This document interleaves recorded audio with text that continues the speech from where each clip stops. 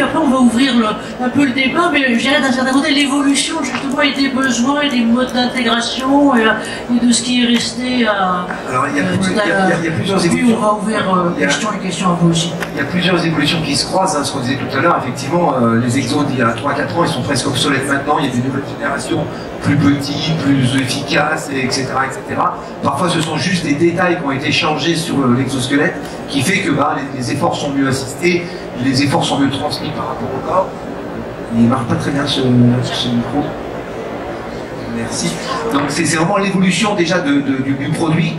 Après, il y a l'évolution de la démarche, des connaissances autour de la technologie exosquelette.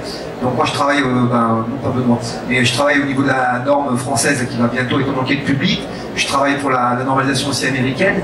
Et on voit bien que c'est ce travail qu'on a fait aussi au CEN Workshop, c'est vraiment quelles sont les bonnes pratiques en termes de démarche d'intégration. Et on voit que chacun a une façon propre de le faire. Nous, à la SNCF, on utilise beaucoup les facteurs organisationnels et humains, mais ça permet à un moment donné de mixer un peu tout ça et permettre aussi, par le discours des fabricants et des distributeurs, et puis par nous aussi, parce qu'on est souvent sollicités, de montrer un peu ce qu'on fait, ce qui marche pas, et après chacun fait sa sauce interne. Et la dernière chose, c'est les entreprises, par rapport à tout ce qui a été publié, connaissent de plus en plus, 1, la technologie, 2, la démarche d'intégration, et 3, quand ils nous appellent, souvent, maintenant, ils ont fait l'analyse des contraintes.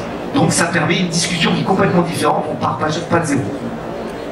Merci Lionel de souligner ça. C'est vrai que ce qu'on voit au début, c'était aussi des incertitudes, des interrogations sur le matériel, sur l'adaptation techno, sur qu'est-ce qu'on prend en gros, qu'est-ce qu'on choisit. Et c'est vrai que c'est toujours là. Mais là maintenant, l'accent, et je dirais que dans les facteurs clés de succès, je pense que c'est un petit peu aussi la question, c'est qu'on est complètement sur les dimensions d'intégration humain. Nicolas, comment vous voyez ça? Je dirais peut-être par rapport à d'autres ou d'autres techniques, ou voilà, là où vous en êtes en ce moment et par rapport à toutes vos équipes. Alors, je pense. C'est bon. Officiellement, il doit être vert. Okay. S'il n'est pas vert, c'est qu'il marche. Si on m'entend, c'est très bien. Donc, en termes d'analyse de contraintes, je pense que c'est effectivement un super outil pour démarrer. Parce que avec la technologie exosquelette, on est beaucoup sur le ressenti. Et prendre des décisions d'investissement sur du ressenti, c'est souvent délicat.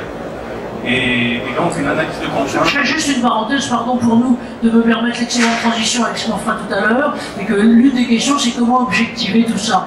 Et donc, si jamais vous vous embêtez ou que voilà, vous venez d'autre côté à 15h45, cette fois-ci on prendra ce qui suit. D'ailleurs c'est Benoît qui fera la transition et Lionel sur les capteurs, c'est-à-dire comment objectiver le ressenti. Alors c'est une vieille question qu'on était physique de mode de nuit, 3h du matin, mais enfin quand même c'est important. Pardon. Donc, dans notre cas, en Suisse, à la Foste Suisse, ce qu'on a fait, c'est donc ces analyses de contraintes. On a créé des diagrammes ergonomiques sur les places de travail pour déjà, encore une fois, avoir une situation de départ, et on s'aperçoit qu'on a des fois besoin, c'est un besoin, c'est pas une opportunité, c'est un besoin d'apporter assistance aux collaborateurs. Et deuxièmement, on a aussi fait, on a aussi essayé d'objectiver ces gestes, je dirais, puisque sur un des sites, on a installé ces capteurs partout sur les places de travail, également sur les collaborateurs. Et les collaborateurs ont travaillé une semaine avec les capteurs, une semaine sans. Et puis ce qu'on a pu objectiver et je dirais quantifier, c'est qu'on arrivait à ressortir vraiment une diminution de la contrainte de l'ordre de 10%. Donc ça c'est quelque chose, 10%, et si pour vous donner un chiffre, on est à... Le coût d'absentéisme à la Poste suisse, qui est un petit pays, l'année passée, c'est 13 millions. Donc, en imaginant qu'on diminue 10% de cela, on a déjà 1,3 million d'investissement qui est quasi naturellement à disposition. Donc, pour ceux qui aiment des chiffres, cela je les trouve assez intéressants.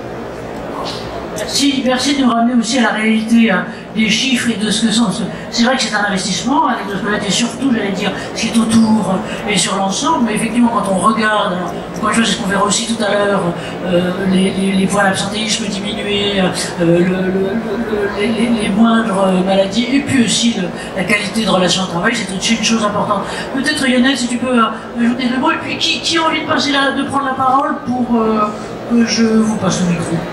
Non, c'est très bien ce que vous dites, cette notion d'objectivation Il faut pouvoir le faire, alors c'est pas toujours possible, pas toujours facile, parce que mettre des capteurs, on a un exosquelette, donc on a des interfaces avec le corps, qui fait que les capteurs, on peut pas toujours les mettre.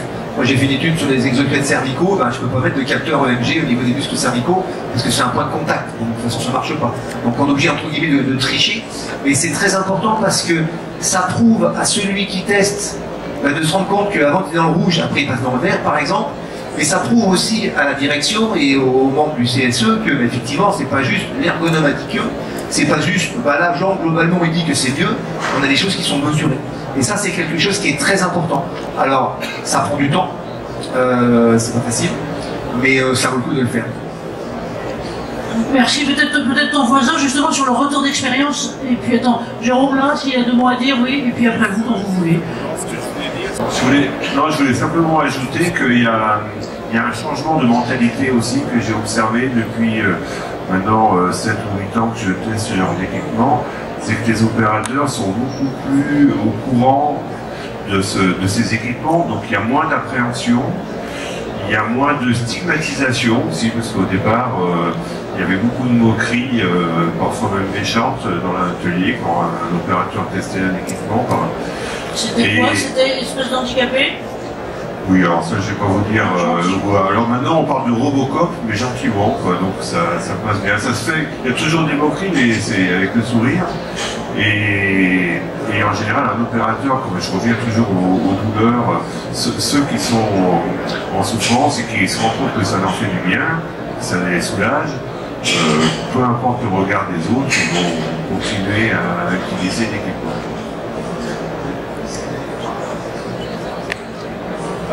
Peut-être juste pour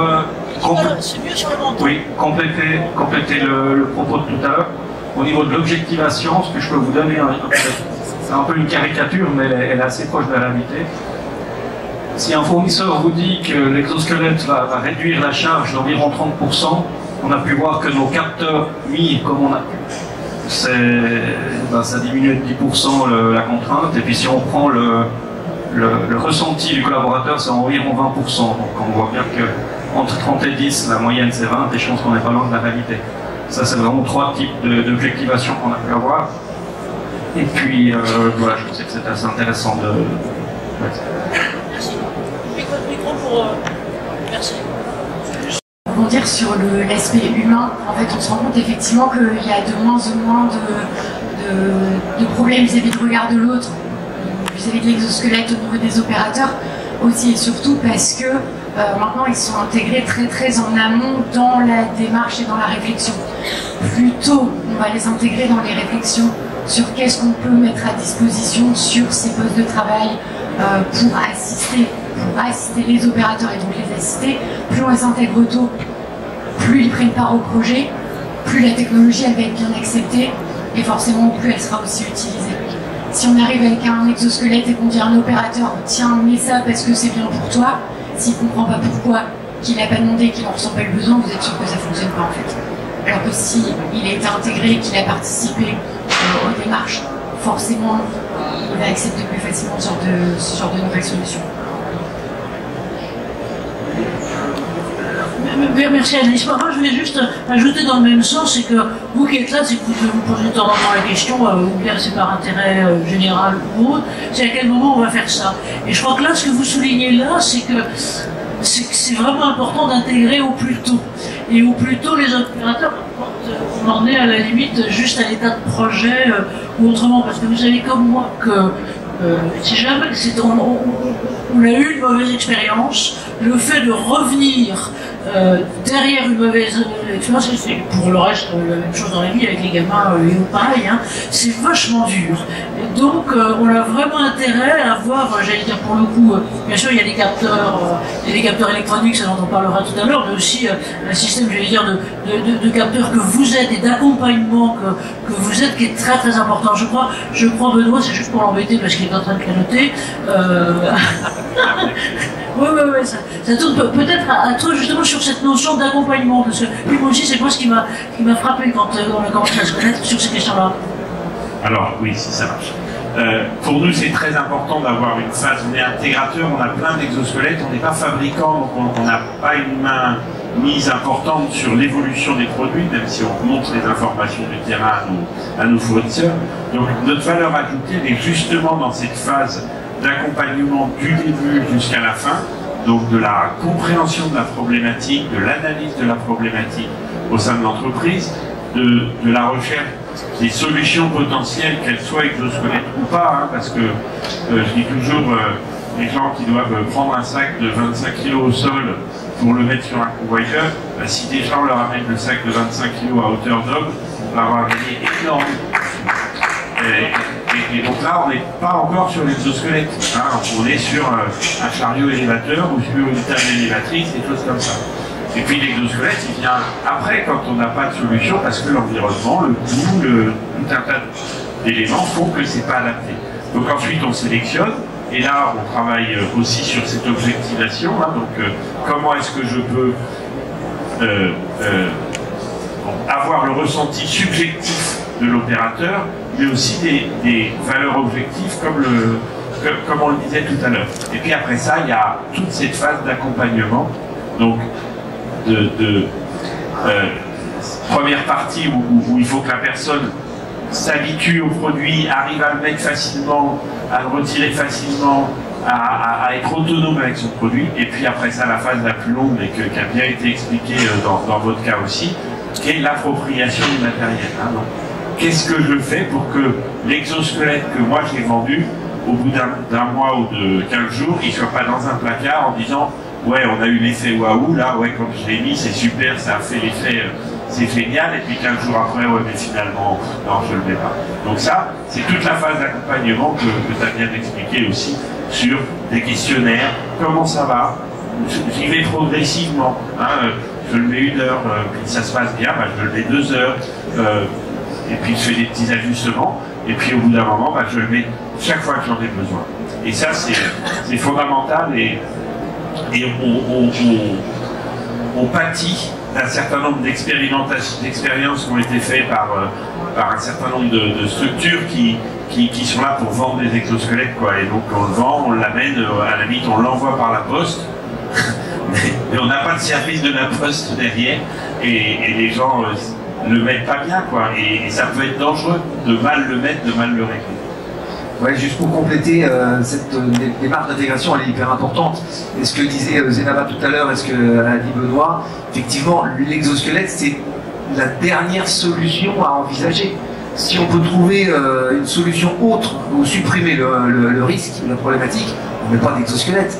Le problème qu'il y a pour toutes les entreprises utilisatrices, c'est que c'est à la mode. Tout le monde veut des exosquelettes. Mais là, on revient à la question, c'est quel est le besoin? Alors hier, j'étais dans un webinaire là, aux États-Unis, et il disait que Toyota aux États-Unis, ils considèrent l'exosquelette comme un EPI. Ils ont franchi le cap. Nous, on n'en est pas encore là, très loin de là. On n'a pas la preuve scientifique qu'un exosquelette protège de quelque risque que ce soit. Dans 5-10 ans, peut-être qu'on change un discours, mais pour l'instant, c'est pas le cas. Toyota n'a pas franchi le cap. Mais c'est leur vision. Je voudrais bien passer la parole au monsieur qui a fait la remarque là. Merci, pardon de vous viser. Bonjour, vous ne me visez absolument pas. Je suis un peu habitué en fait de vos forums et je vous suis avec attention et je remarque une évolution du discours que je trouve en fait assez agréable et qui va tout à fait dans mon sens. Donc deux petits points. Un premier point, donc la prévention est en France en tout cas, elle est régie par une réglementation voilà, autour de 9 principes de prévention et l'exosquelette, pour autant qu'elle puisse être considérée comme un EPI, ce qui n'est pas le cas encore actuellement, arrivera en 7e ou 8e position, sachant qu'il aurait fallu déjà supprimer le risque à la source, et c'est qui complète complètement le discours de monsieur à droite, et qui revient d'ailleurs aussi au discours de monsieur Lacoste, hein, quand on a 10 ou 20%, je dirais, d'amélioration, en tout cas objective, on va dire, hein. Je ne parle même pas du ressenti parce que c'est un petit peu plus complexe, quand on porte en fait un colis à bout de bras, d'un point de vue en fait du mouvement de force, on multiplie par 3. fois en fait son poids ressenti d'un point de vue musculaire. Un colis qui fait 15 kg à bout de bras, ça fait 45 kg.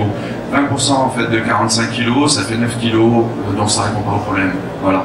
Et donc du coup ça répond, voilà.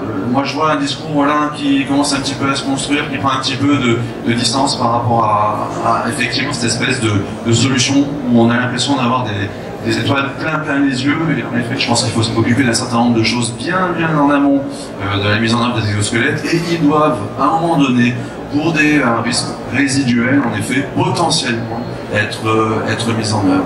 Voilà. En tout cas c'est les sentiments que moi j'ai voilà, sur ces dispositifs de mon point de vue de préventeur en service de prévention et de santé. Merci à vous.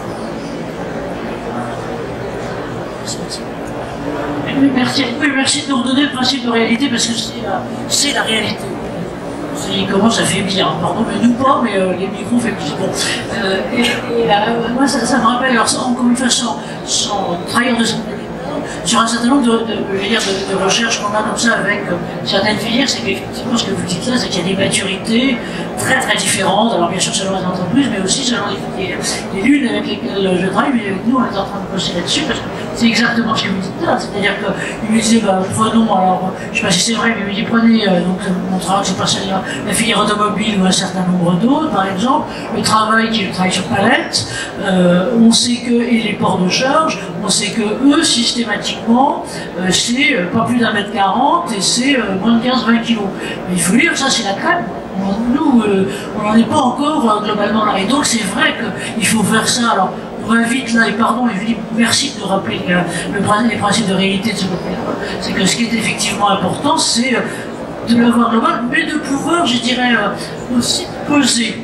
Et je dirais que tous vous pesez. Alors il y a pardon, je prends Nicolas, il est, je vais dire, à la limite impulseur et décideur. Jérôme, vous avez une magistrature qui est, même si vous n'êtes pas ergonome, c'est d'encore plus d'influenceurs et de démonstrateurs.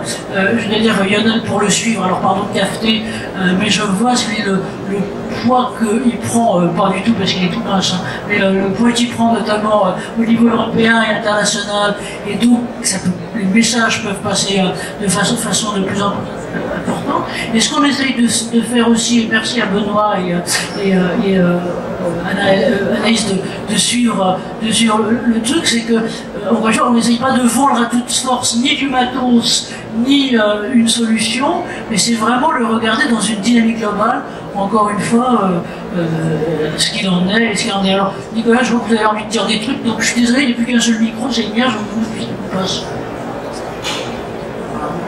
Je n'avais pas spécialement envie de dire quelque chose, mais peut-être appuyer aussi le propos sur la stigmatisation qu'il ne faut pas sous-estimer.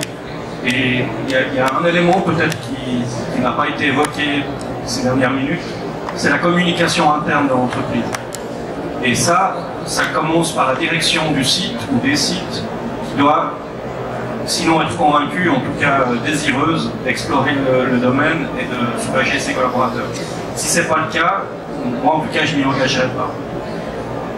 Mais après, la direction elle est assez sensible à cela souvent. Hein. Ce que j'ai pu moi voir comme frein, c'est dans l'encadrement intermédiaire. Parce que cet encadrement intermédiaire, il est très souvent, on va dire parasité, mais en tout cas très accompagné par des réalités de productivité dans la zone. Et si vous avez bien compris que ça nécessite un temps pour déjà analyser la place de travail, essayer d'objectiver, accompagner, on n'est pas dans des notions de productivité, on est des collaborateurs à l'arrêt. Donc ça veut dire qu'à un moment ou à un autre, la direction doit accepter et communiquer qu'on va mettre ses collaborateurs à l'arrêt. Comme ça mettra déjà, je dirais, l'encadrement intermédiaire de ne pas être pris entre deux feux. Et puis ensuite, c'est la communication interne jusqu'au bout de chaque équipe. Et puis, je ne sais plus quand tu parlais, je crois, de Robocop ou je ne sais plus qui en parlait, on a ça aussi. Mais si on s'appuie, si on connaît les collaborateurs qui peuvent s'intégrer dans le projet, on peut aussi prendre le leader d'opinion interne de l'équipe.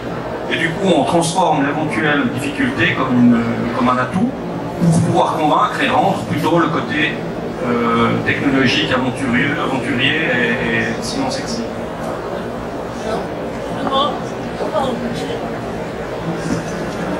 Je promets de me mettre dans le même micro et on espère qu'on va pas trop cracher dedans, je suis désolé. Hein.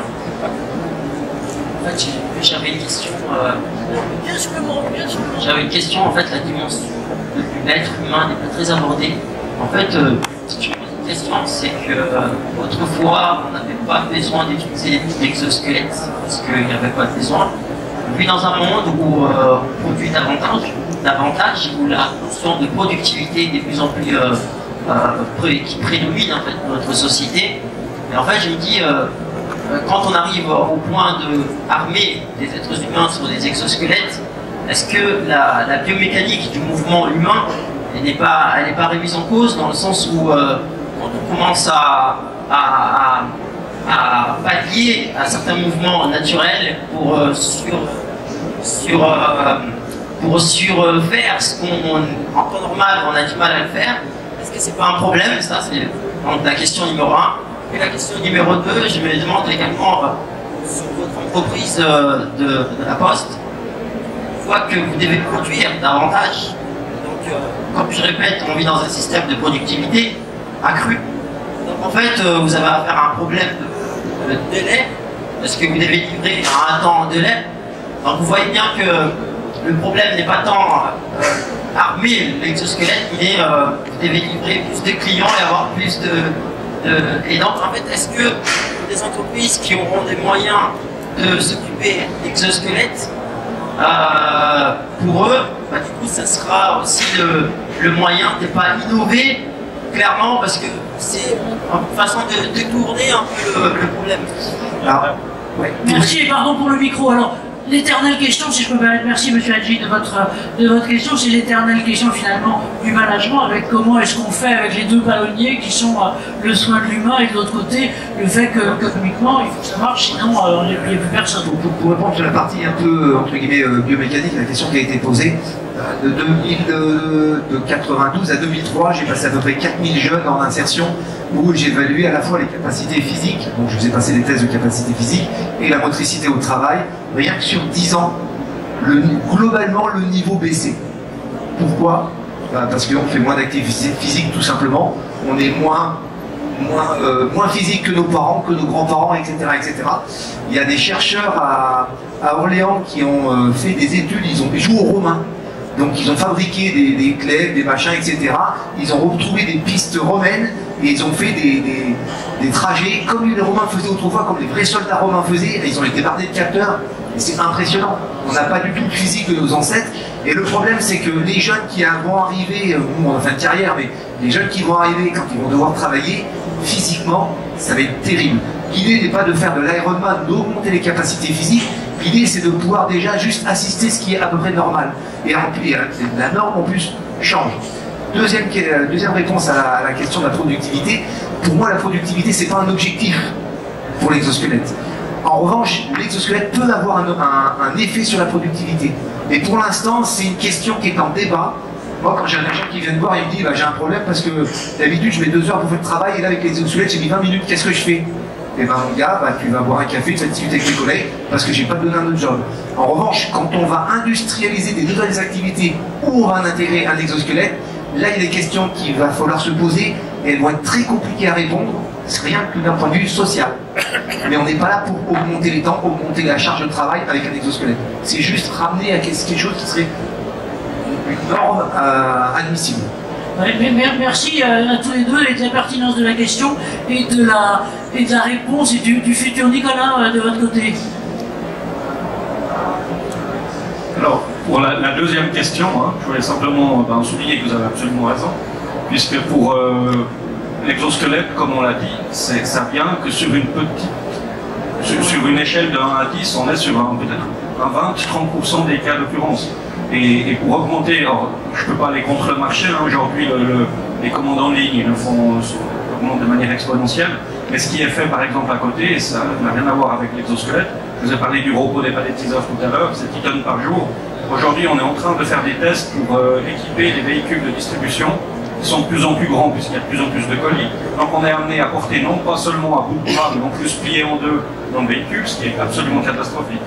Et donc on est en train de tester des planchers coulissants qui permettent de charger avec des chariots d'aide et avec des diables, le véhicule en face de soi, à portée de main, et donc à partir de là, l'exosquelette peut aussi être un cas de figure pour une aide qui restera sur le 10%, le 80% pardon, ici, sera pris par un dispositif technique autre.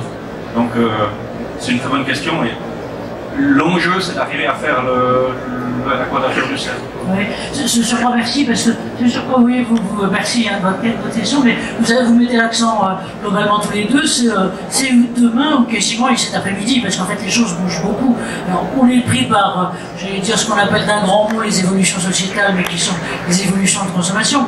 Et donc là la lutte, pardon, mais dans la distribution, notamment pour voir comment ça va être fait, et donc tous les enjeux de la distribution du dernier kilomètre là-dessus. Juste par parenthèse, je dis que nous, on est en train de travailler et de réfléchir aussi sur ce que sont les impacts urbains, et à la fois de la santé et de la santé publique. Et moi, ce qui m'avait frappé, je fais une parenthèse là-dessus, c'est que l'un de nos membres qui lui est dans la logistique nous disait, mais finalement, moi, mon problème, c'est que pour mes livreurs, la vie est hostile. On se fait engueuler de partout, ils se font engueuler de partout.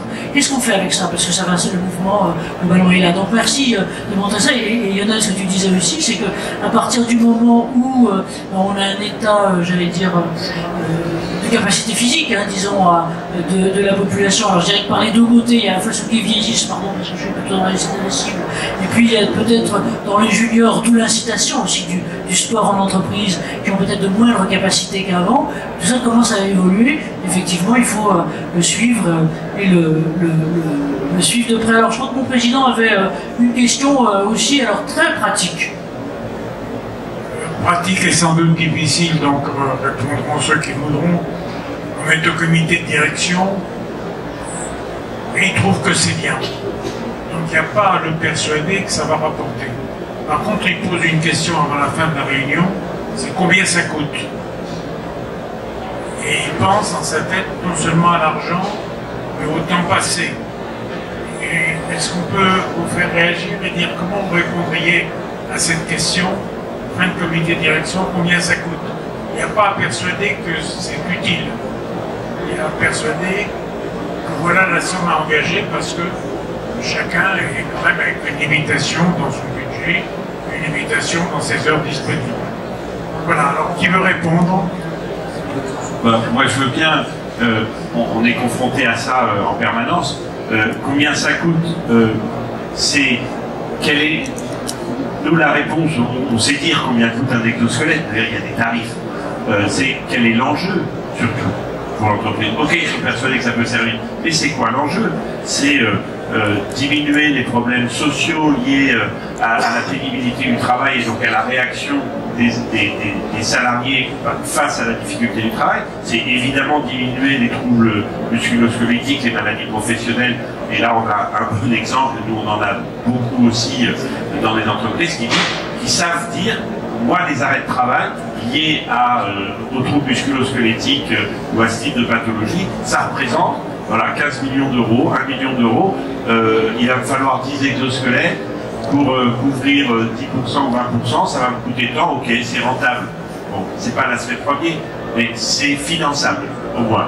Donc c'est pas ça, c'est l'enjeu et pas le prix de l'exosquelette. On a des exemples, Anaïs, sur des maréchaux ferrants, la question du prix n'est pas là. C'est un point de vue, mais je dirais que, je me permets, c'est aussi intéressant, c'est le point de vue de celui qui est dirigeant, le dirigeant d'entreprise de ce côté-là. Qu'est-ce qu'on lui répond? Comment on lui répond? Alors je suis très chiant comme d'habitude, on va considérer que c'était à la conclusion parce que là on est en train de nous presser et de nous dire vous avez exactement 30 secondes chacun pour apporter une réponse à ces questions métaphysiques de fond. Lionel, c'est à toi. Juste par rapport au prix, moi je pense qu'en fait on doit payer le prix juste. C'est ça. Mais par contre, il faut déterminer ce prix juste. Et le prix juste, il évolue constamment. La techno avance, les produits, il y en a des nouveaux, il y en a de plus en plus. Donc les prix ont tendance à baisser. Mais moi, ça ne me gêne pas de payer un exosquelette cher, mais il faut que ça soit un prix juste. Et ça, c'est la grande question qu'on pose à tout le monde. Parce que même si on est SNCF, du budget, on n'a pas plus que les autres. Donc on doit payer un prix juste. Voilà. concernant les tarifs, moi ce que j'ai pu remarquer, c'est qu'ils sont plutôt à la baisse. Et même des exosquelettes récents, qui ont été développés tout récemment, sont à des prix tout à fait abordables. De l'ordre de 2500 €, quoi. Ça me paraît quand même un prix tout à fait raisonnable. Et ce que je voulais juste pour conclure, moi je voudrais dire que ces exosquelettes, ils sont surtout là pour préserver les opérateurs et non pas les augmenter. Voilà. Et pour moi, je ne vais pas vous refaire l'histoire du poisson dans l'eau et ce qui nage dans le bon sens ou pas, mais aussi vous appuyer peut-être. Peut-être que ça vaut la peine aussi de créer une success story, hein, quelque part. Et bon, c'était pas avec l'exosquelette, c'était avec les robots dont je vous parlais. Je suis arrivé sur le parking d'un site il y a quelques mois, et sur la voiture d'un collaborateur, c'était une collaboratrice en l'occurrence, elle avait mis un autocollant avec I love le nom du robot. Et j'ai cru qu'on me chambrait ou qu'on faisait une blague. Et quand je m'ai un tout petit peu creusé pour savoir qu'est-ce que c'était une dame, une collaboratrice, qui je lui ai demandé pourquoi elle avait fait ça. Elle m'a répondu, vous avez changé ma vie au travail avec ce robot. Et dans la présentation que j'ai fait, on appelle ça Airfox Control, c'est un petit peu barbare en allemand, enfin contrôle d'efficacité. J'avais mis tous les chiffres, j'avais essayé d'objectiver le plus possible ce qu'on pouvait l'être. Mais mon dernier slide, c'était cet autocollant sur la voiture. Et pour moi, quand on a ça, on est bien au-delà des combien ça coûte. C'est, je dirais, le personnel le vaut bien. Voilà. Merci à vous. Alors, je crois que là, on va peut-être en conclure là maintenant. On poursuivra les débats tout à l'heure dehors. Et puis, si vous souhaitez donc voir une dimension un petit peu précise qui a trait aux exosquelettes, mais pas que globalement sur une façon générale les dynamiques et les postes de travail, et tout à l'heure. Alors, je vous propose d'abord qu'on applaudisse un grand coup nos intervenants. Et vous aussi. Merci à vous. Donc, bonne suite de salon, et puis le replay, donc grâce à Jean-Loup qui capte, et merci à lui. Donc à partir du début de la semaine prochaine, on vous enverra le lien globalement pour l'avoir. Merci à vous, bonne suite de salon. Merci à